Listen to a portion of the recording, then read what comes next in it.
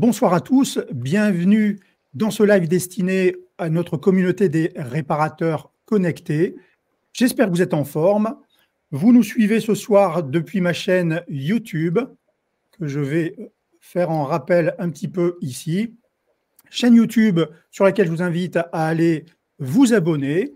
Et puis, n'hésitez pas de nous faire un petit coucou, histoire de nous encourager tout simplement. J'ai la chance ce soir de co-animer ce live avec mon ami Jean-Pierre Chevreau. Jean-Pierre qui est expert automobile et vous êtes nombreux à le connaître. Et ce soir, Jean-Pierre mettra en évidence les différentes évolutions, les récentes évolutions liées aux véhicules endommagés et au VEI. Je vous invite évidemment à poser vos questions en commentaire. Je suis très heureux ce soir également d'avoir un invité en la personne de Julien Regache. Julien qui a été primé à l'As des réseaux en 2022. C'est un prix qui est décerné aux réparateurs qui se mettent en avant au travers d'une action au sein de leur réseau. Julien, je te laisse te présenter. Bonjour, je suis gérant de la carrosserie Regache Rénov'Car qui a été créée il y a bientôt 13 ans avec mon père, et puis j'ai repris une collaboration toujours en famille avec ma sœur, et maintenant on a à peu près en moyenne 8 employés pour faire de la mécanique et de la carrosserie. Super, merci beaucoup Julien. Jean-Pierre, donc oui. Avant que l'on démarre cette présentation, juste faire un petit rappel, hein. Je te laisse commenter ce qui s'affiche. D'accord, bien, bonsoir à tous. Mon CV, vous avez vu, il est décliné en quelques paragraphes. Donc, c'est vrai que réparateur dans une première vie, et puis expert en automobile depuis 1987, puisque c'est la date où j'ai obtenu mon diplôme. Et de l'expertise, où j'en fais encore aujourd'hui. Je suis également médiateur professionnel certifié depuis 1993, à l'époque où je travaillais chez BC Expertise. Formateur VE INSER depuis 1992, c'est vrai. Et puis également un complément à cette activité, je fais des audits carrosserie peinture pour des constructeurs. Donc il y a 3 ans, c'était Stellantis, et il y a un an 18 mois, c'est Volkswagen France. Donc voilà en quoi je réalise. Puis je fais également des formations dans la prévente automobile sur les droits et les obligations. Voilà. On a ici une seconde slide en fait, en rappel sur des sujets fondamentaux en fait, qu'il faut vraiment maîtriser, et que tu rappelles ça lors de formations en présentiel. Jean-Pierre, je te laisse commencer. C'est ça. Donc oui, c'est vrai que maîtriser le cadre légal des intervenants, ça veut dire quels sont mes droits, quelles sont mes obligations, quels sont mes devoirs, aussi bien côté réparateur que côté expert. Et puis, c'est également de mieux comprendre et appliquer les procédures VGE, donc VE et VEI, surtout qu'il y a un dernier arrêté tombé en avril 2024 sur l'évolution de la procédure VE qu'on verra un petit peu après. Ensuite, maîtriser juridiquement la rédaction et signature d'un ordre de réparation avec son client. Ça aussi, j'explique en long et en travers les subtilités d'un ordre de réparation. Et puis également, quelque chose qui m'est cher depuis des années, c'est de préparer l'expertise contradictoire afin d'éviter les conflits et puis de maîtriser quand même, au bas mot, ma productivité si je suis côté réparateur. Et en fin de compte, au final, c'est de bien maîtriser la gestion globale d'un dossier sinistre jusqu'au règlement du sinistre. Ça paraît simple, mais c'est quand même quelque part compliqué aujourd'hui avec les apporteurs d'affaires. Alors c'est vrai que, merci Jean-Pierre, c'est vrai que ce qui peut paraître évident, on s'est rendu compte, toi et moi, puisque depuis quelque temps, on avait mis en place des visios, notamment durant la période Covid, où on abordait cette relation réparateur-expert. C'est très souvent, c'est un petit peu comme à la cuisine, en fait, ce qui paraît très simple à réussir et parfois peut-être un petit peu plus négligé et qui mérite une attention plus particulière sur laquelle nous, on se permettait de souligner. Je rajouterai également, Jean-Pierre, que tu interviens également en médiation dans le cadre de blocage qu'il pourrait y avoir entre réparateurs et experts.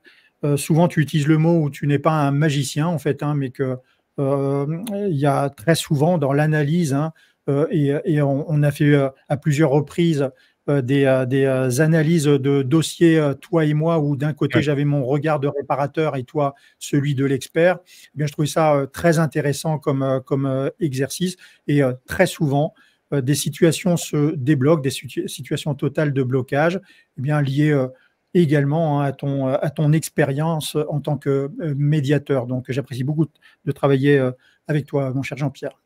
Merci. Donc, il y a justement, avant de parler de l'arrêté, j'étais il y a à peu près 3 semaines à Perros-Guirec en présence de Groupama Capsoto, des experts du secteur chez un carrossier justement qui posait difficulté.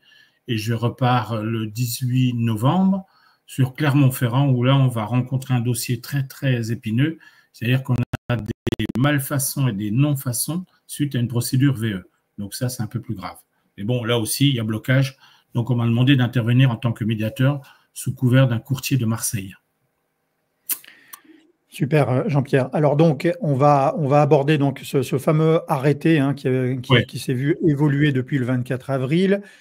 J'imagine que la profession a été informée, mais je trouve qu'il est toujours intéressant de prendre le temps de se poser comme ça, en fin de journée, et d'échanger. Et c'est souvent, quelquefois, dans les détails où on peut trouver des actions où les curseurs peuvent évoluer un petit peu. Oui.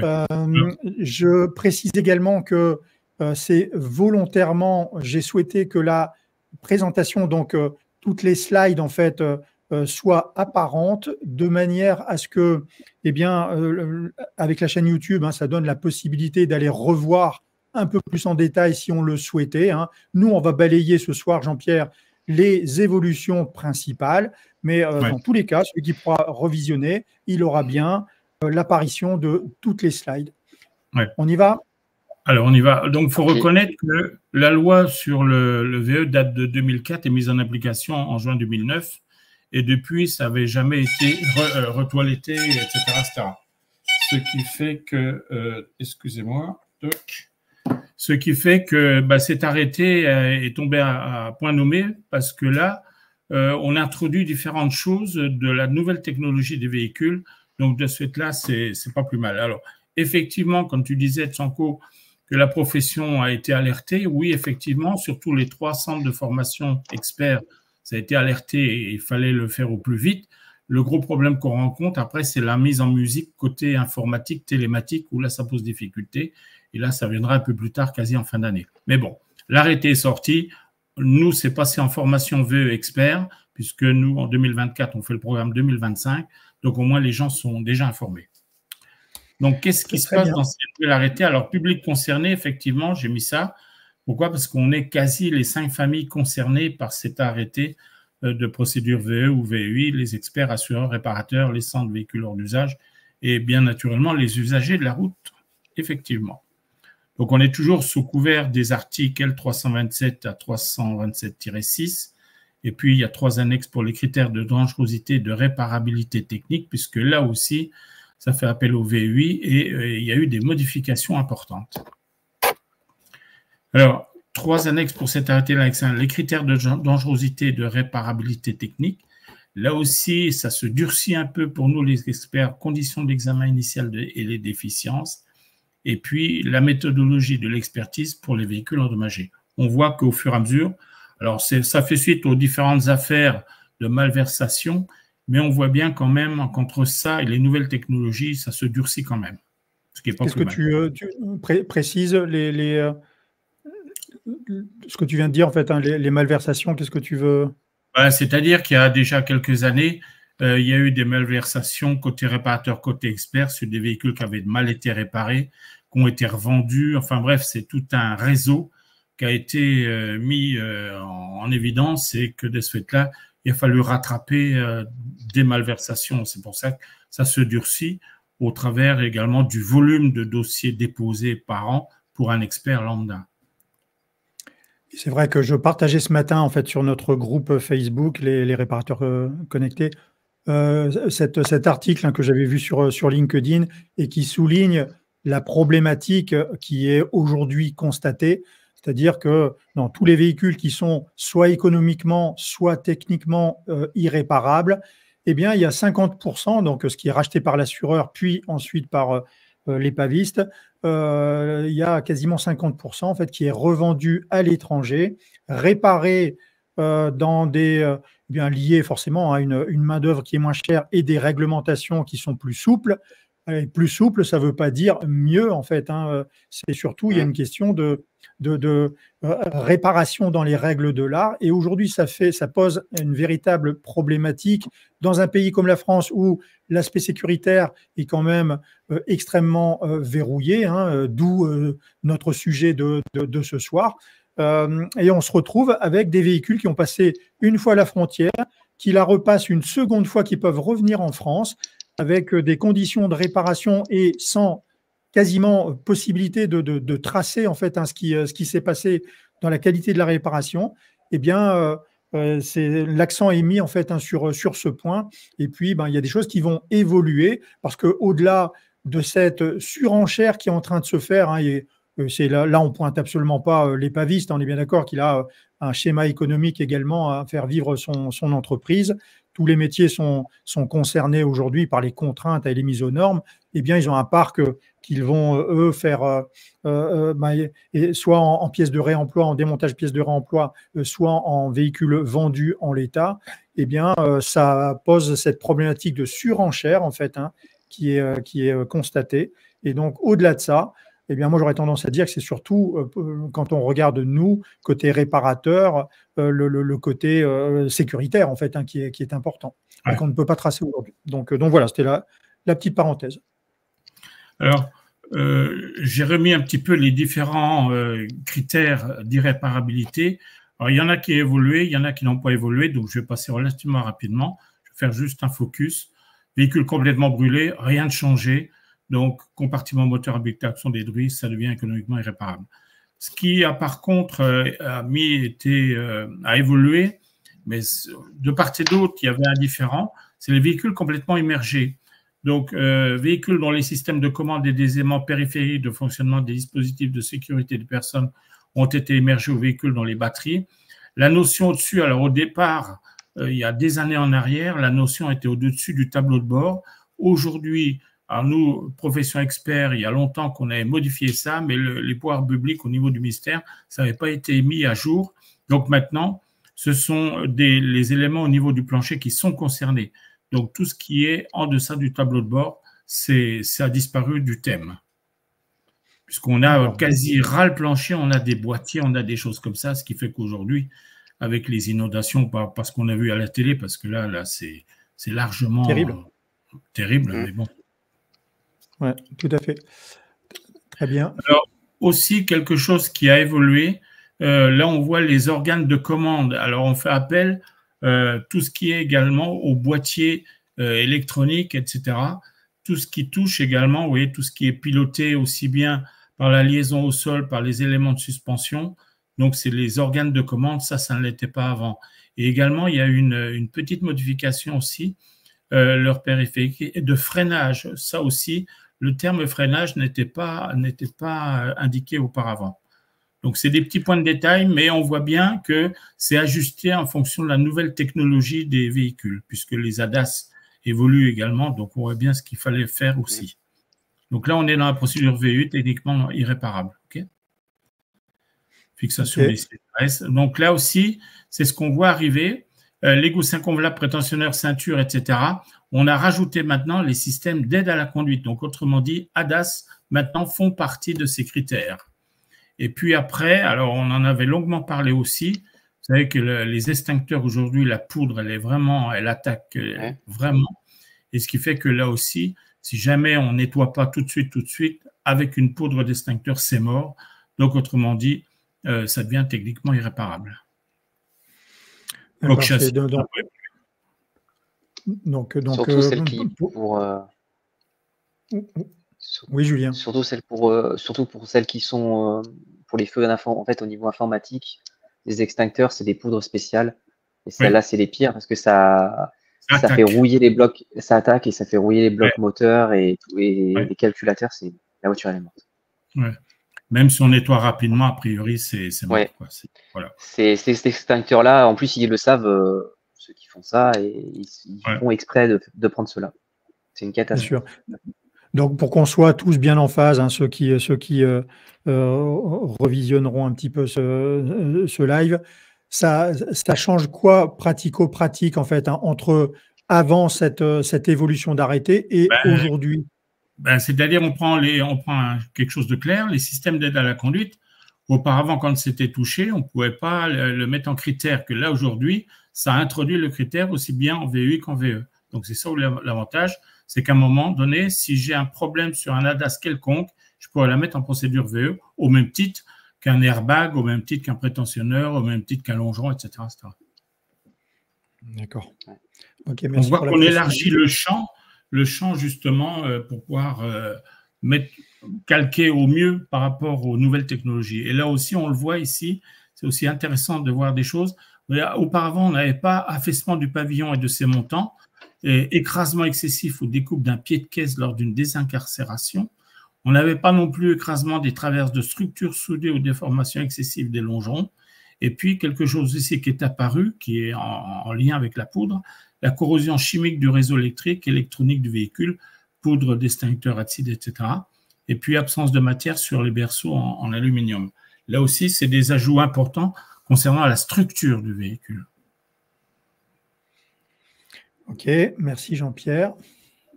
Sinon, pour le reste, vous voyez, il y a, puisque c'est noté en rouge, véhicule dont la réparation nécessite l'échange d'un seul moteur, boîte, châssis, etc., qui entraîne la perte de leur identité d'origine, ça n'a pas changé. Et absolument, ce qui n'a pas changé non plus, par assimilation, véhicules qui sont définitivement non identifiables après épuisement des moyens de recherche et des démarches permettant de les identifier. Là aussi, il n'y a pas eu de changement. Ça veut dire qu'un véhicule qui est comme ça, qu'on ne peut plus identifier, mais il est tout juste bon à mettre à la casse, entre guillemets. Tout à fait. Oui, ça fait partie des slides que je disais tout à l'heure, je les laisse volontairement. Toi, c'est dans tes interventions en présentiel, toi, tu fais un focus plus particulier encore. Donc là, on va à l'essentiel aujourd'hui. Oui. Ce qui est aussi intéressant pour côté réparateur, côté expert, parce qu'on a quand même une co-responsabilité, c'est les conditions de l'examen initial. L'examen du véhicule endommagé est réalisé sur dommage apparent, sans démontage, conditions usuelles, en utilisant toute technique d'expertise, que ce soit expertise à distance, sauf dossier technique ou exemple le procès-verbal de contrôle technique facture. Donc tout ça, on voit bien également qu'il faut faire attention dès lors qu'on commence de faire une estimation, elle est toujours sur dommage apparent et sans démontage vis-à-vis du propriétaire du véhicule. Et on voit après, si un véhicule non présenté à une expertise fait l'objet d'un rapport de carence, il ne peut y avoir de déclaration au ministère de l'Intérieur. Alors c'est là que, dans ces conditions, que l'expert a la possibilité de constater que le véhicule peut présenter une au moins des déficiences énoncées ci-dessous, sans pour autant qu'il puisse les vérifier toutes systématiquement. Ça veut dire, en d'autres termes, si j'ai qu'une seule déficience, je la déclare en procédure.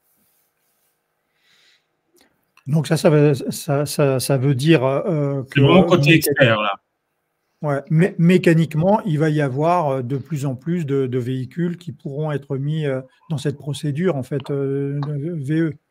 Oui. OK. Alors, les déficiences, là, l'élément concerné, bon, là, on a rajouté le terme pavillon, puisqu'auparavant, alors, ce qui est aussi à dire, c'est qu'auparavant, elles étaient dénommées par des CA3, DI3, LS3, SP4. Aujourd'hui, et ça n'a plus d'abréviation. Donc, autrement dit, c'est la carrosserie, la direction, liaison au sol. Donc, pour ce qui est de la carrosserie, la définition comprise entre les zones d'ancrage des éléments, etc., ça n'a pas changé. Par contre, ce qu'on a rajouté, c'est le pavillon. Donc, auparavant, c'est-à-dire que si on avait un choc latéral ou pavillon plié, on n'avait pas ce genre de choses que là, maintenant, on a le pavillon en déficience. Alors, on voit aussi au niveau technologique, ça a évolué puisque la direction, déformation importante, donc on avait cité à l'époque colonne, crémaillère ou boîtier, bellette, etc. On a rajouté boîtier de commande des directions électriques et électroniques et barres stabilisatrices. Donc, on voit aussi que là, on rajoute des éléments qui n'y étaient pas il y a des années en arrière. Ce qu'on a rajouté également dans cet arrêté sur la liaison au sol, donc l'ancienne LS3, c'est, on avait concerné berceau, éléments de suspension, etc. On a rajouté maintenant moyeu, disque de frein et étrier de frein. parce que là, on s'est aperçu aussi que de temps en temps, il y avait de graves problèmes sur le freinage. Donc, on voit que là, ça, encore une fois, on élargit le champ pour déclarer le véhicule en procédure. D'accord. Rien de particulier. Là aussi, on introduit les véhicules électriques. Pourquoi? Parce que c'était l'ancienne SP4 où on disait sécurité des personnes, concernées ceinture, prétentionnaire, etc. Et là, maintenant, on a rajouté énergie employée par le véhicule, dysfonctionnement ou déformation importante et éléments concernés, batterie de puissance, réservoir à carburant. Donc, tout ce qui touche véhicule hybride ou purement électrique seront concernés désormais dès lors qu'il y aura une anomalie sur batterie ou autre. Elles seront en procédure. Et il y en a sur les batteries. Hein. Dieu sait qu'il y en a. Alors après, ce qui est dans l'annexe 3 aussi, c'est la méthodologie et suivi et contrôle des réparations.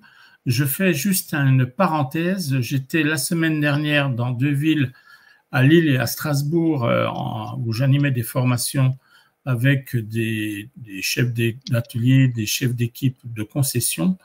Et ce n'est pas la première fois que je l'entends. Le réparateur doit signer à chaque visite le procès-verbal de suivi, que ce soit en procédure VE ou VEI. Et en principe, on devrait remettre un double à chaque visite auprès du réparateur qui devrait constituer son archive. Donc, je le dis au passage parce que c'est important. On me dit, oh, mais vous savez, M. Chevreau, les gens signent qu'à la fin, etc., etc. Moi, je dis simplement, en tant que formateur VE, il vaut mieux signer à chaque étape du suivi de la réparation. Pourquoi? Parce que quand il y a un problème au niveau judiciaire, et c'est là après que ça va poser des difficultés. Donc, respectons les règles. Donc, vous voyez, première étape de la méthodologie, dans l'hypothèse où l'expert n'est pas celui qui a délivré le premier rapport, un second expert doit, une fois missionné, examiner indépendamment de la première expertise le véhicule dans l'état où il se trouve contradictoirement avec le réparateur chargé de la remise en conformité. En plus clair, ça veut dire quoi? Ça veut dire que je suis le premier expert pour le sinistre assurance et puis donc le propriétaire décide de faire suivre la réparation par un autre expert puisque c'est là qu'il a le libre choix de son expert. Donc de ce fait-là, le deuxième expert qui va être missionné par le propriétaire du véhicule se devra de disposer du premier rapport d'expertise de façon à avoir la méthodologie que le premier expert avait retenue. Et il se pourrait que le deuxième expert puisse avoir une méthodologie différente du premier. Nous, en tant que formateurs VE, on dit, c'est pas marqué dans les textes, mais pour être clean, on prévient le premier expert comme quoi nous sommes le deuxième expert dans le suivi et que sa méthodologie risque d'être différente de la nôtre parce que nous, on l'a vu peut-être dans de meilleures conditions où il y a eu un démontage de fait, où lui, il avait vu un passage de roue à redresser, nous, on le voit changer avec le réparateur, etc., etc. Donc, ça veut dire qu'il faut coûte que coûte, en final, que le deuxième expert puisse disposer du premier rapport d'expertise. Et ça, on peut l'avoir par le biais du propriétaire du véhicule, puisque c'est un décret qui date de mars 91. Jean-Pierre, je profite de cette slide, en fait, pour souligner, puisqu'on parle de premier et second expert, autant il y a le libre choix du réparateur, il y a le libre choix également de l'expert, notamment dans une procédure, que ce soit VE, VEI, VGE, en fait, le suivi, voilà, l'assuré a le libre choix, en fait, de l'expert. Je ne sais pas si toi, Julien, tu as déjà eu cette expérience où il y a un premier cabinet d'experts qui est missionné par l'assureur et puis l'assuré, pour X raisons, fait appel à un autre expert qui prend la suite, en fait, le suivi. Non, ça m'est jamais arrivé, mais j'ai souvent, quand on dépasse les 6 500 € hors taxe, ils font appel à la partie adverse. Et des fois, la partie adverse. Ça, c'est différent parce que c'est ce qu'on appelle la CRSA, la Convention interrèglement des sinistres automobiles. Et là, c'est une convention qui est entre sociétés d'assurance pour les assurances qui adhèrent à cette convention, forcément. Et c'est vrai qu'au-delà de 6 500 hors taxe, c'est un deuxième expert qui représente le tiers qui est peut-être partiellement ou totalement responsable dans le sinistre qui vient examiner le véhicule. Mais ça, c'est une contre-expertise liée à cette convention. Oui. Mais c'est souvent ce cas-là. Après, j'ai jamais eu, moi, personnellement, un client qui a changé de règle d'expert. Ça, il faut le savoir. Dans le cadre d'un suivi VEI, j'ai le choix de mon expert si je suis le propriétaire du véhicule. Bien sûr. Oui, tout à fait. Moi, je l'ai vécu plusieurs fois, quoi, en fait, hein, et voilà, c'est juste de le souligner que c'est possible parce que c'est vrai que régulièrement, les réparateurs me disent: «Ah bah non, on n'a jamais eu, le cas de figure» et à la limite, du coup, on se pose moins la question, en fait, hein, s'il y a cette Alors, éventualité-là pour X ouais. raisons, mais c'est bien de le savoir, quoi, en fait. Pour trouver un expert, que ce soit par ordre alphabétique ou par département, vous allez sur le site de la sécurité routière, vous frappez liste nationale des experts automobiles, et là, vous avez un déroulé qui vous précise soit par département, soit par ordre alphabétique, si vous connaissez un nom d'expert. Sinon, par département, vous avez l'ensemble des experts qui activent et qui sont forcément agréés VEVEI. Dès lors qu'ils sont sur la liste nationale, s'ils ont l'agrément, ça veut dire qu'ils peuvent faire du suivi VEVEI.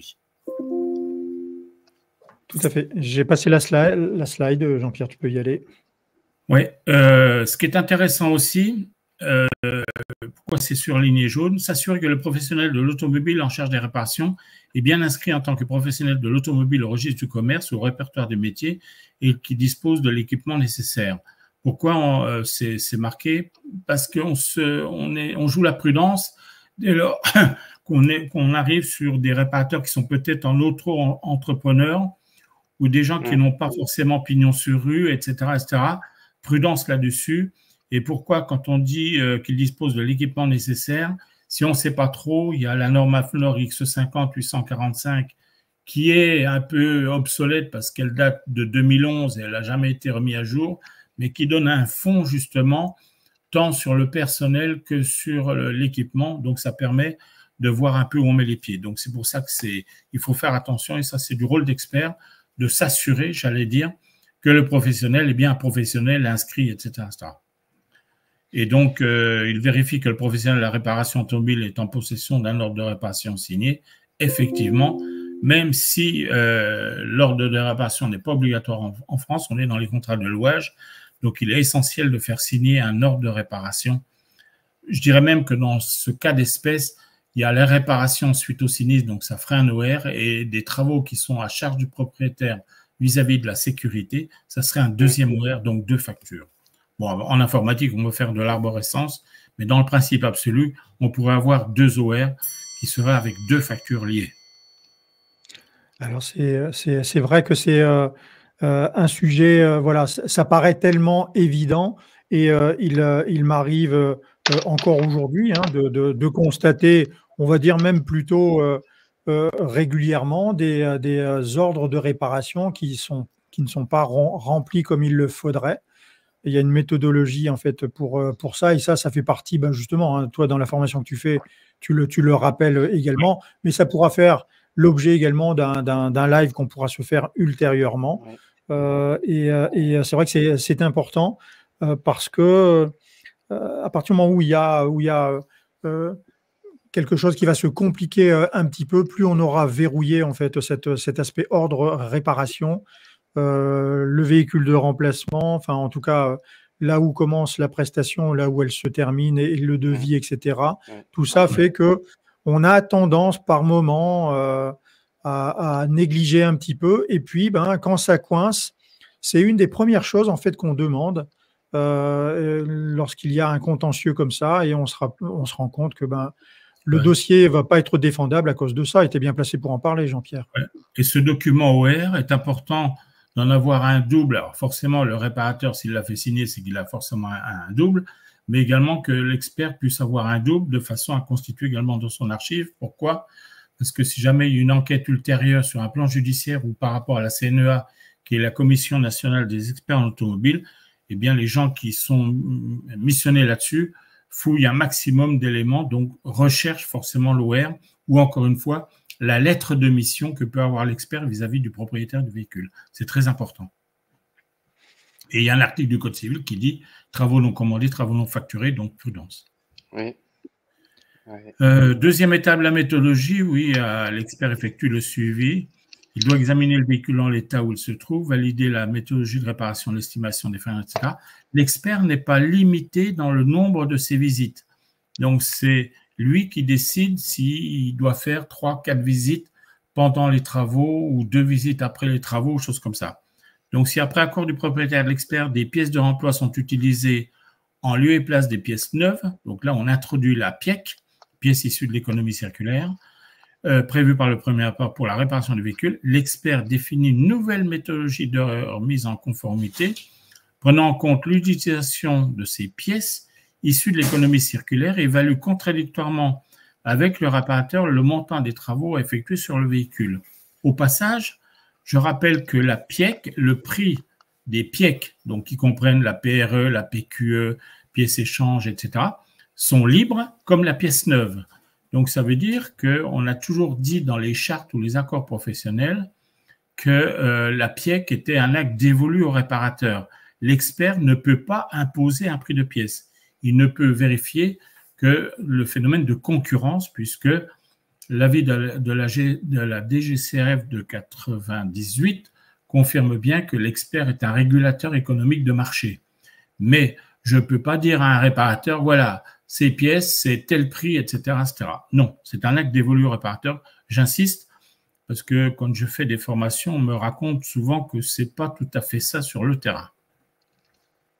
Et c'est marqué, et c'est vrai, c'est constaté dans la nouvelle charte qui a été signée le 16 septembre de cette année, où j'ai participé. Donc, c'est intéressant. Ouais. Voilà. Oui, mais c'est un point qui est constaté. Est-ce que toi, Julien, tu rencontres des difficultés particulières? Oui et non. On va dire oui, parce que quand il y en a un nouveau qui arrive dans le secteur, souvent des nouvelles têtes, on leur dit bah, ce sera tant de pourcents, et en fait, bah, c'est tant de pourcents en vrai. Et il faut se défendre, il faut dire non, moi, c'est 30, 40, 10, 20. Et voilà, il faut lui imposer, c'est comme ça chez moi. Et c'est pas compliqué, mais il faut voilà. Alors, où on y affiche, il y a deux solutions. C'est soit on y affiche clairement, donc on a une grille mise à disposition à l'expert, donc l'expert ne veut pas la prendre, et ben nous on peut dire attendez, nous c'est affiché, les clients le voient, vous le voyez, donc vous devez vous adapter. Ouais. Voilà. Et je dirais, moi, je n'ai pas à m'immiscer dans les conditions de facturation du réparateur. En revanche, je dois vérifier sur la zone de chalandise, le réparateur est concurrentiel par rapport aux autres. Mais encore faut-il bien définir de ce que c'est la concurrence, parce que là aussi, voilà. Comme on dit, il y a à boire et à manger. On est d'accord. Oui, parce que si le confrère d'à côté, il s'en occupe pas, il facture pas sa géométrie au bon prix, forcément, il sera bas. D'ailleurs, vous avez pu voir, je ne sais pas si vous lisez la presse spécialisée, ce matin, il y a un article dans la presse, justement, du côté de Toulouse, où justement un expert impose des tarifs horaires à un réparateur qui, manifestement, ce n'est pas du tout ce genre de choses. Donc, il faut être prudent parce que ça, c'est condamnable. Oui, je l'ai lu l'article, ouais. Hein? Intéressant à suivre cette affaire. Ouais, mais c'est un phénomène qu'on voit également déraper de manière assez régulière et au-delà de l'expert en lui-même, quoi, en fait. Hein. On voit aussi le phénomène au niveau du vitrage, en fait, hein, où on va aujourd'hui imposer au client bientôt de faire une demi-heure de route alors que son réparateur est à 5 minutes de chez lui. Tout ça pour aller faire un devis en fait sur le vitrage. Alors encore plus hein, forcément dans le cas si on n'est pas partenaire de la compagnie ou de la mutuelle quoi en fait. Hein, mais ça devient complètement fou en fait hein, de se dire que il faut impérativement que les réparateurs imposent leurs conditions, que le comparatif doit se faire dans un cadre bien défini également et en comparant ce qui est comparable. Tout à l'heure, tu soulignais Julien, l'histoire on déborde un petit peu, Jean-Pierre, mais ça rejoint quand même, hein, et c'est des sujets qu'on abordera encore, au niveau du forfait géométrie. Moi, je trouve ça complètement fou, en fait. Hein. Il y a aujourd'hui, c'est vrai, notamment pour les ADAS, on peut avoir des prestataires hein, qui vont venir, qui se déplacent, ils ont le matériel, et je trouve que c'est plutôt intelligent hein, dans la démarche. De venir sur un secteur et puis de faire sa prestation. Je trouve ça complètement fou de constater des réparateurs qui, par manque de communication, et ça pour le coup, l'expert ne l'oubliera pas de le comparer, ça en fait, hein, en sachant que c'est le même prestataire hein, qui va interagir de chez toi ou 5 km plus loin, en fait, hein, et bien de se montrer suffisamment intelligent et de dire bah, moi, j'ai une entreprise, elle fonctionne avec telle et telle charge et je définis mon tarif de cette manière-là. Simplement, il faut être d'accord aussi que le voisin ne peut pas définir une tarification, je vais dire n'importe quoi parce qu'on l'a déjà remarqué également, avec une structure où il y aurait eu moins d'investissement sur un tarif qui va être 30% au-delà. À un moment donné, soyons cohérents, c'est l'image de notre profession. Moi, j'avais un expert qui négociait tout. Voilà, il voulait tout négocier. Toujours au plus bas, les ERD, les fongibles, les agrafes, enfin, voilà, tout, jusqu'à la géo. Et la géo, bon, au bout d'un moment, en fait, moi, j'ai arrêté, j'ai dit non, maintenant, c'est tant d'euros. Et ça a duré 8 mois. Au bout de 8 mois, en fait, il s'est adapté. Et moi, comme je lui ai dit une fois, j'ai dit, moi, le logiciel, il me coûte tant d'euros à l'année. J'ai fait investir tant d'euros pour ci, tant d'euros pour ça. Donc, mon forfait est de temps. Oui, mais tu es le plus cher du coin. Et je lui ai dit, mais moi, je m'en fiche d'être le plus cher du coin. En attendant, nous, on est à jour et on est capable de faire les choses correctement. C'est là, moi, je lui ai dit, nous, on n'est pas obsolète. On prenait les voitures de 2022, 2023, la mise à jour était faite, on pouvait les faire. Le confrère, il n'a pas la mise à jour de la géométrie depuis 4 ans, ben, il vient nous toquer chez nous. Et ça, l'expert, il le sait pertinemment parce qu'il voit bien que les rapports de géométrie, des fois, ils sont pas au nom du garage. Vous voyez où je veux en venir? Eh ben, c'est pas l'expert à dire non, la géométrie sera dans le secteur à 20 euros, 30 euros, 40 euros. Enfin, voilà. Mais il faudrait lui poser la question. Il faudrait lui poser la question à l'expert que quand il vient chez vous, qu'il a 3 voitures à faire au niveau de l'expertise, avec 3 mandants différents, est-ce qu'à la deuxième expertise, il fait une réduction de ses honoraires et encore à la troisième, il fait ses honoraires? Vous voyez ce que je veux dire? Donc, à un moment donné, c'est comme si vous disiez au président de la société d'assurance, bah, écoutez, pour 2025, il ne faudrait pas augmenter les salaires, voire même les réduire. De quoi je me mêle? En fin de compte, vous êtes le chef d'entreprise et il n'est pas le salarié de l'entreprise. La seule chose, c'est qu'il doit vérifier de savoir si vous restez concurrentiel sur le code postal donné. Mais encore faut-il de construire la concurrence. Vous voyez ce que je veux dire? On ne peut pas additionner 3 affaires avec 3 tarifs horaires, faire une moyenne et voilà, basta. Non, ça ne marche pas, ça. Ça me semble capital aujourd'hui, en tant que chef d'entreprise, eh bien, l'aspect communication de l'environnement que j'ai autour de moi, d'avoir des discussions qui soient constructives, mais dans tous les cas, on est son propre gestionnaire et il faut à tout prix que le prix soit adapté en fonction des contraintes qu'on peut avoir. Mais c'est important, malgré tout, que la profession puisse échanger, communiquer, s'informer, se former beaucoup, et les fédérations sont là également pour ça. Donc, très souvent, trop souvent, on s'aperçoit que le réparateur a tendance à se renfermer et puis c'est facile également, on a toujours le même discours, de dire que il n'y a que chez toi en fait où on a ce problème-là en fait. Donc il faut imposer sa méthodologie et je pense que je l'ai traversé également forcément. Lorsque on adapte la tarification par rapport à ces charges de structure, eh bien, et qu'on joue le jeu, qu'on joue la transparence également, eh bien, il est absolument impératif de se battre sur chaque dossier et de le faire de manière vertueuse pour le métier, bien sûr.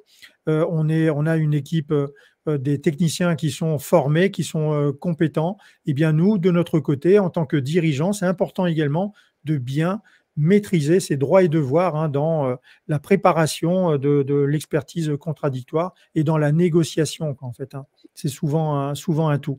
Et je me suis rendu compte au fil des années, eh bien que on l'a tous vécu, les experts, en fonction de ce qu'ils peuvent rencontrer comme profil de réparateur, eh bien, il pourrait y avoir, et ça je l'ai vécu maintes et maintes fois, 2 attitudes en fait par moment en fonction du profil qu'on a à soi. Si on a un profil qui est aguerri, averti, bien informé, bien formé sur ses droits et devoirs, eh bien, les choses vont pouvoir se dérouler peut-être fort probablement d'ailleurs différemment.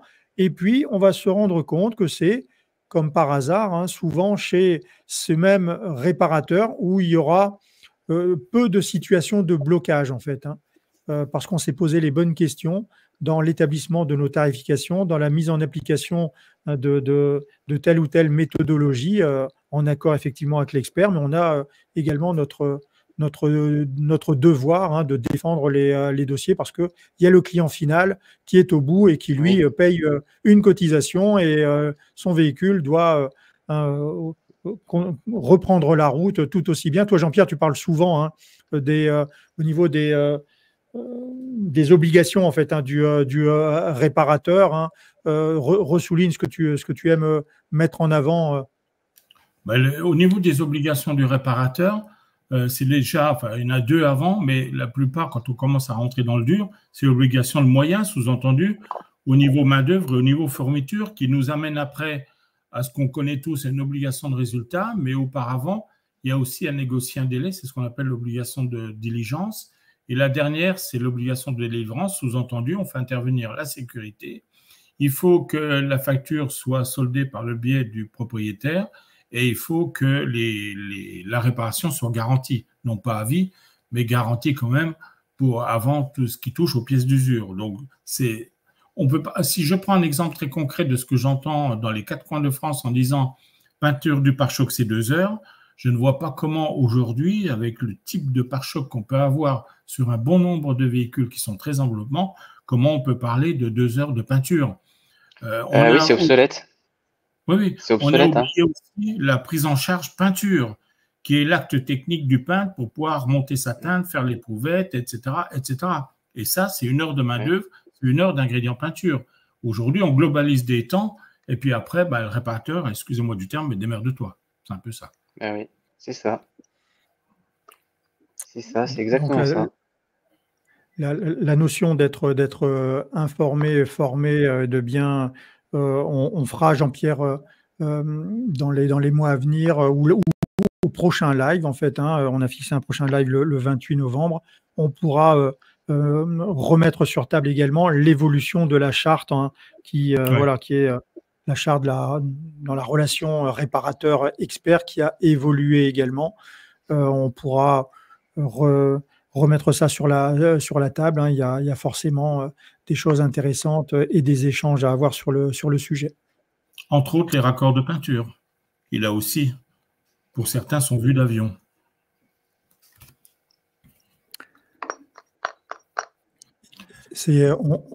On revient souvent à la même chose, en fait, hein. Ça va toujours dépendre de la manière dont on défend les dossiers. Si on se montre dans le côté constructif, positif et qualitatif, il n'y a pas de raison que ça ne puisse pas être pris en compte. Après, si forcément, hein, on est tous conscients également que si à chaque fois, à chaque réparation, on va systématiquement le demander, eh bien, ça risque peut-être de coincer. Il y a toujours un juste milieu dans tout ça.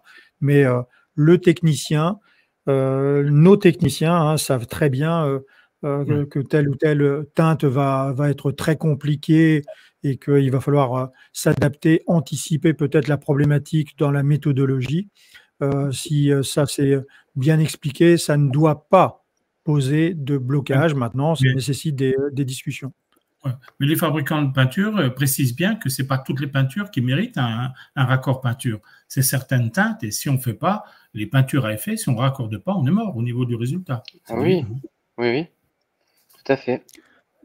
Du tricouche, il y a certains tricouches, clairement, l'expert, il vient et il dit je donne 5 heures pour 2 éléments, on dit un latéral, hein, la porte du milieu avec l'aile, la porte, même avec une porte de réemploi, avec 5 heures, non, il y a une aile arrière où il y a une porte, c'est 2 heures ou 2 heures et demie.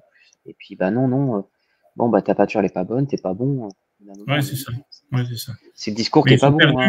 Ils ont perdu un peu les fondamentaux de la peinture, et j'ose espérer qu'ils les ont appris un jour. Je ne suis pas persuadé pour certains. Oui, parce que j'ai eu un cas sur une DS3. Et moi, j'avais mis 8 heures en tout, parce qu'il y avait une teinte supérieure d'une autre couleur en haut de la porte, donc forcément 2 interventions. Et non, il n'a pas voulu prendre la totalité parce qu'il a fallu faire le latéral, comme on a eu une porte de réemploi. Il n'a jamais voulu prendre. Moi, je me suis battu, j'ai laissé traîner le dossier pendant 2-3 mois. Et le pire, c'est ce qu'il ne savait pas, mais c'est que la cliente travailler à l'assurance. Et donc, quand elle a vu arriver la facture, à la fin, elle m'a dit, mais c'est pas normal. Et donc, entre-temps, elle a fait remonter à l'expert conseil. Et après, l'expert conseil a dit non, c'est pas normal. Et il a pas bloqué le dossier. Donc, au bout d'un moment, on a passé à autre chose. Mais par contre, là, on lui a bien dit, la prochaine fois que tu viens dans le garage, bon, on n'aura pas de discussion. Ça va être vite réglé. Parce que c'est pas normal. Pour lui, c'était normal quand, en 5h30, on faisait le boulot, quand il faut. Non, mais pour un bon nombre, la réparation est tirée vers le bas, c'est les coûts sinistres, il ne faut pas se mentir. Ben voilà, vous l'avez dit, tout à fait. Le problème, c'est qu'il y a trop de. C'est ce qu'ils regardent en premier. Il y en a la moitié des experts, ils sont sur leur coût moyen parce que à la fin de l'année, il y a une carotte. Et puis voilà. Si leur coût moyen n'est pas bon, c'est le petit concurrent en face qui va prendre la mission. C'est le chantage permanent. On en a eu un là dans le secteur qui est même plus maintenant expert, qui est parti dans autre chose. Il coupait les dossiers, c'est-à-dire qu'il venait, on commençait à discuter et il coupait les dossiers, il mettait pas les heures T2. On allait changer une joue d'aile, il mettait pas les heures T2. Donc forcément, son dossier était très bas ou pas très bien dans les stats. Et derrière, quand il disait toujours, bon tu fais passer les photos, les PL et puis je te justifie le temps. Et derrière, on sortait les rames. Parce que derrière, non, mais moi je prends pas autant de temps, c'est pas normal. Et il y a une fois, je l'ai eu parce qu'il me dit, il faut changer la joue d'aile. Et quand il est arrivé devant la joue d'aile, parce qu'il ne sait pas changer de joue d'aile, je lui ai dit, faut tomber le pare-brise, faut tomber ci, faut tomber ça. Et là, il a dit, non, mais on peut pas s'arranger. Je lui ai dit, alors oui, on peut la sauver, il y aura tant de temps. Non, mais là, il y a trop de T2. Je lui ai dit, on la change. Ah non, mais t'as vu, en fait, il savait pas quoi faire. Il voulait économiser du T2, de tout. Il avait même pas vu qu'il y avait un boîtier d'ABD Blue qui était percé. Il lui dit, non, mais on va le réparer. Je lui dis, on répare pas, mais un boîtier d'ABD Blue. Enfin, c'était méconnaissance. Donc, forcément, après, sa facture, elle doublait. Évidemment. Donc, alors, ça fait partie également, Jean-Pierre, des sujets que nous, on mettait sur table dans nos visios précédentes, en fait, sur notamment l'importance de la première évaluation, en fait, qui est très importante, qui doit être calibrée la plus proche possible, sous condition, bien sûr, de tout ce qui puisse être visible. Mais c'est très important, cette première estimation. Oui, il faut que ça soit réaliste. Et si c'est pour tu démontes, je repasse, et puis il repasse, puis non, mais non, ça, non, mais non, attends, non, mais en fait, monsieur, il a payé une assurance, c'est cassé, on change.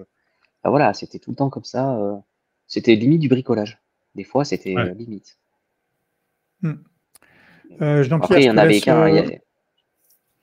Mais il en faut qu'un. Non, il n'y en avait qu'un dans le secteur.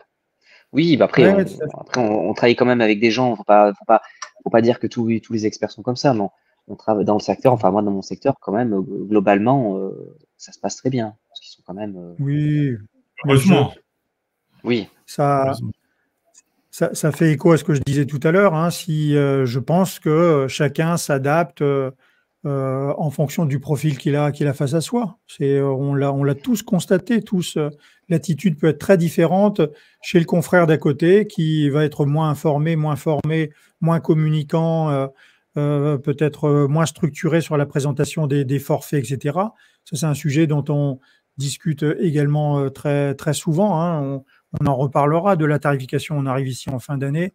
C'est important de le remettre sur table.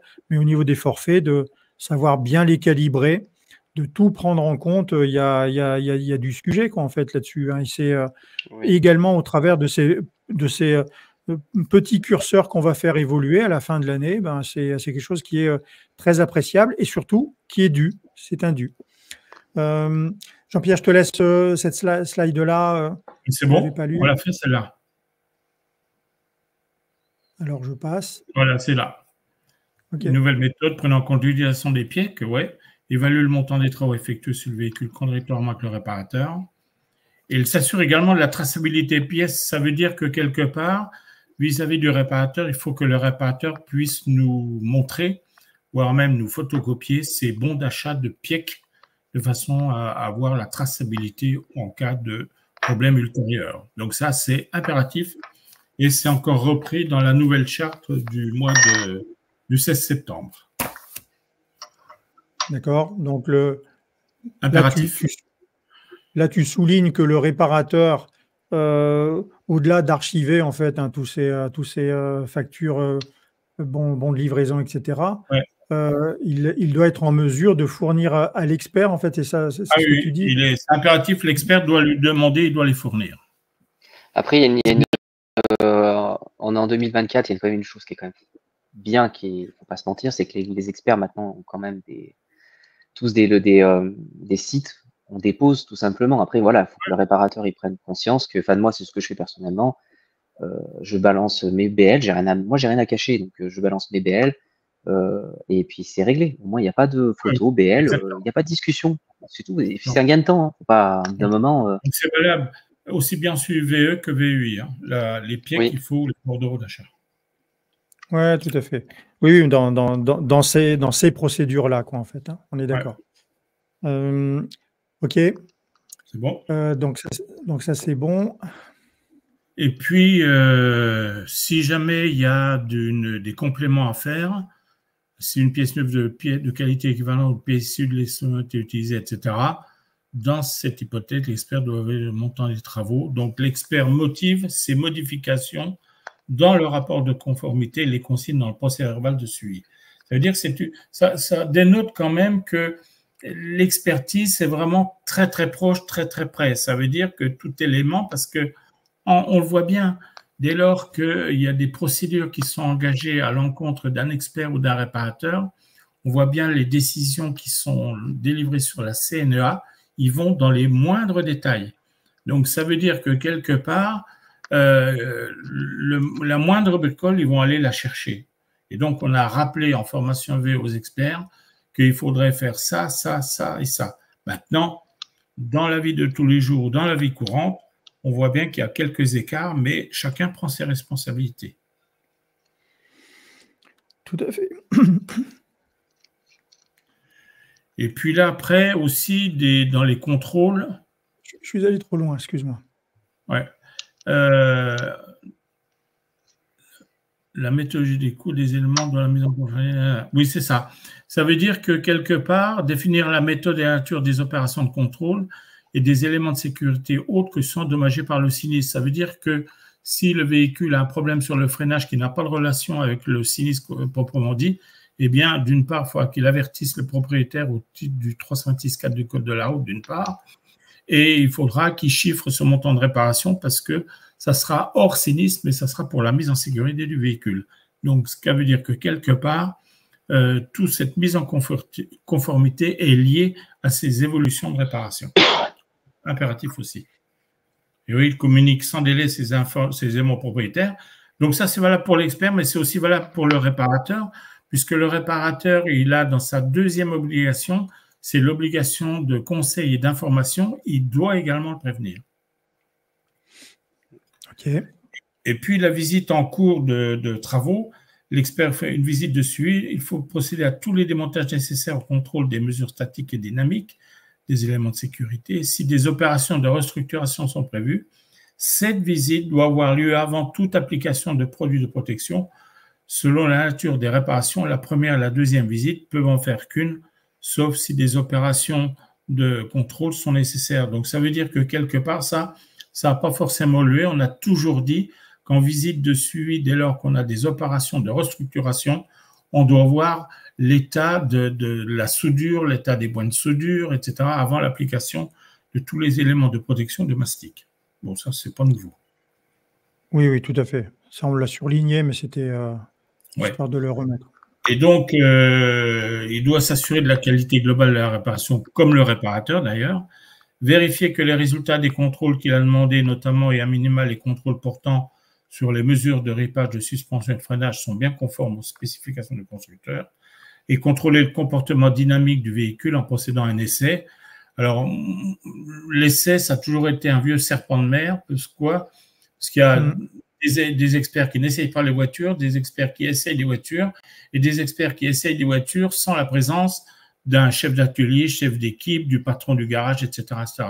Nous, en tant que formateurs VE, on a toujours dit à l'INSER que l'essai, il vaut mieux faire un essai et il faut qu'il y ait un technicien ou un chef d'équipe de l'entreprise qu'on puisse voir avec lui les problèmes de conduite, si conduite il y a, ou si problème il y a, et de voir certaines choses. Moi, je préconise toujours de dire le conducteur enfin le préposé de l'entreprise conduit le véhicule, moi je suis passager, et d'un commun accord avec lui, on se dit tiens, on va faire survirer la voiture, on va faire un freinage intempestif. Bref, on essaie de voir comment se comporte le véhicule en situation pas extrême, mais quelque part si.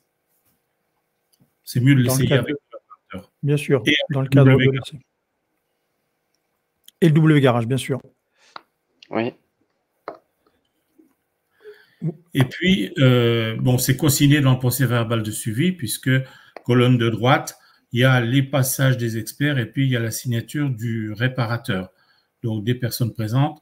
Et également, on voit également, ça c'est des choses qui ont été contrôlées par la CNEA, on voit également l'essai s'il a été durable ou pas. Pourquoi? Parce que sur le PV de suivi, on a le kilométrage départ et le kilométrage arrivé. Donc quand on voit 3-4 kilomètres pas plus entre le départ et l'arrivée, on peut se poser la question si l'essai s'est bien déroulé et s'il était concluant. Pour preuve, c'est qu'on facture 0,5 ou 0,8 d'essai. Donc, il vaut mieux faire un essai, j'allais dire, conséquent pour avoir toutes les expositions de la voiture en situation de conduite. Ça, on pourra en reparler également. Oui, je ne vois pas le bas du slide, Stanko. Je vois du jaune qui se dessine, mais je ne vois pas le slide en bas. Je ne le vois pas apparaître, moi non plus, du coup. Peut-être réduire le slide. Alors, il apparaîtra sur la chaîne YouTube. Je n'ai pas la phrase en tête, donc je ne sais pas ce qui est marqué. Ouais. Là, je ne vais pas pouvoir la mettre parce qu'elle est partagée sur l'outil. Mais l'histoire des essais véhicules, c'est pareil. Hein, c'est un sujet dont on reparlera dans le cadre des forfaits. Il y a vraiment beaucoup à dire également là-dessus. Hein. Bon, puis après, c'est la constitution de l'archive.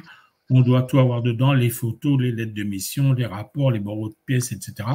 Et puis, doit être conservé pendant 5 ans sous forme physique ou électronique. Et l'ensemble de ces documents est communiqué à leur demande à l'autorité administrative ou au secrétariat de la Commission nationale des experts, la CNEA, dès lors qu'il y a une enquête qui est derrière pour des raisons peut-être de malfaçon, de non-façon, de malversation. Enfin, je veux dire, tout est imaginable. Et c'est pour ça qu'il faut avoir un maximum de documents pour pouvoir justifier des prises de position ou des changements de méthodologie ou méthodologie elle-même. Voilà. On a terminé au niveau de la présentation. Julien, toi, concernant il nous reste quelques minutes là, concernant les délais de rapport en fait, hein, où on a souvent cet écho, où on envoie en fait notre facture finale et le rapport d'expertise en fait peut traîner. Est-ce que tu as ce problème-là ou pas? Oui, ça arrive. Après, ça s'est accentué, mais je pense que c'est passé comme nous, c'est qu'ils sont en manque de personnel, tout simplement. Faut pas se mentir non plus. Hein. Et puis après, est-ce que dans certains cabinets, est-ce que les secrétaires ont aussi les droits de pouvoir déposer? Il y en a certaines qui ont droit, d'autres qui n'ont pas droit. Non. Donc, dans le principe, voilà. Des rapports VEVI, la secrétaire peut le déposer dès lors qu'elle a l'aval de l'expert. Sinon, elle ne peut pas s'interner. Voilà, mais le problème, c'est que si l'expert a trop de dossiers en cours, ça fait comme, voilà, vous savez comment ça marche, ça traîne. Mais oui, c'est... Après, plus il a de... Enfin, moi, je fais de façon que ce soit le plus simple pour moi et pour lui. On fournit à 100% ce qu'on a à fournir de mon côté, avec les photos, machin, enfin voilà. Et derrière, quand il monte son dossier, forcément, il manque rien du tout, donc forcément, ça va plus vite. Mais si on fait la moitié, le réparateur fait la moitié de son job, forcément, il fait un mail, il manque ci, il manque ça. Et voilà, enfin... Nous, ce qu'on a fait en interne, pour pas se planter, on a fait une fiche VE en interne à nous.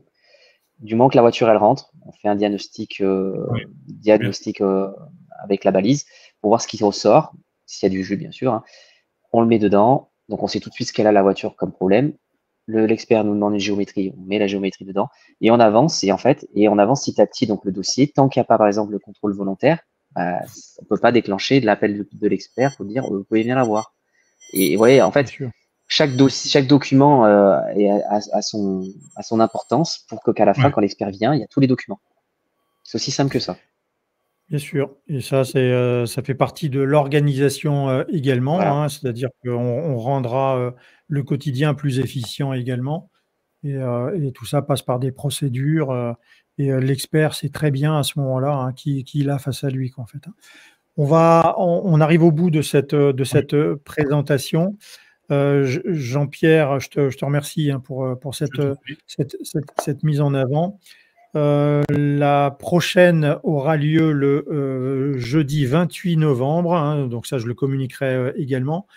Tu proposes de remettre sur table l'évolution de la charte Exactement. Oui, oui, concernant la relation réparateur-expert. Donc, oui. jeudi 28 novembre, on le mettra, on le fera savoir évidemment à la Mm. communauté. Il y aura le sujet de la PIEC, hein, qu'on souhaite également remettre ça sur table. Et puis, ben, on arrive en fin d'année, on a aussi cette nécessité peut-être de prise de conscience sur nos affichages, nos tarifs, nos forfaits, de quelle manière, hein, ils sont mis en avant. Et il faut savoir valoriser en fait, hein, toute la chaîne dans le cadre d'un forfait, hein. On a pas mal de choses à voir également là-dessus. OK. Julien, je te remercie beaucoup pour cette Merci. participation. Merci pour l'invitation. On se donne rendez-vous très bientôt, Julien, puisqu'on va faire un podcast ensemble. Bien Et sûr. puis, il me serait agréable également, tu sais quoi? Eh bien, c'est que madame puisse être présente également, puisque je sais qu'elle est investie également au niveau de l'entreprise. Ce serait intéressant d'avoir voilà, le regard et le rôle en fait de chacun, le regard sur l'entreprise. Donc, ça me ferait vraiment plaisir si on arrivait à se bloquer une date en présence de monsieur et madame Regache. Ça marche, il OK. n'y a pas de souci. Merci à Merci. Ça vous. Je vous marche. souhaite une bonne soirée Merci. et à À très très vite. bientôt. À très bientôt. On se Merci. Au suit. revoir. Bonne Merci. soirée. Merci, au revoir. Ciao, Bonne ciao. soirée, merci. Au Au revoir. revoir.